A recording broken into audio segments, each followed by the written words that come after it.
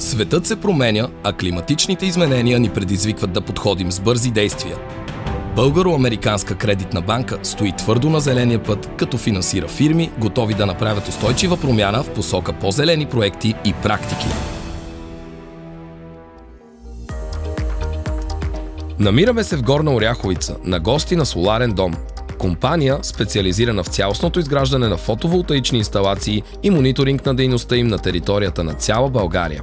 Компанията е реализирала над 500 проекта и може да се похвали с поставени близо 13 000 соларни панела с обща мощност над 50 мегаватта.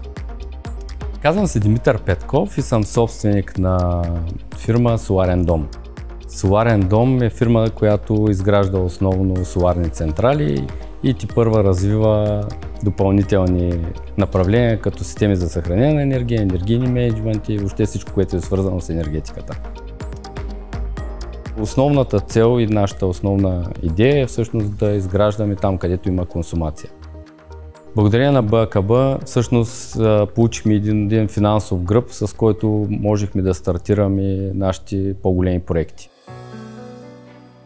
Реално към момента сме изградили около 600 фабрики, сме им изградили соларните централи. Всъщност ние станахме толкова големи, защото зад нас имахме финансовия гръб, който ни позволи да предложим много по-добри условия на плащания спрямо нашите клиенти.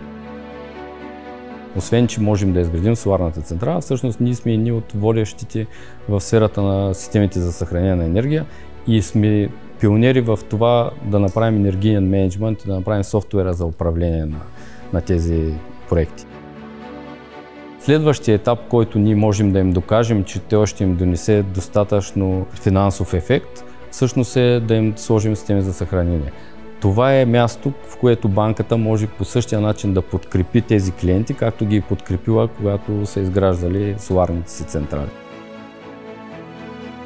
Освен всички тези проекти, всъщност за мен е голяма страст е баскетбола. Имаме клуб, който има около 150 деца към момента. Най-вероятно тази година ще достигнем над 200 деца. За мен това е едно от нещата, които са най-важни.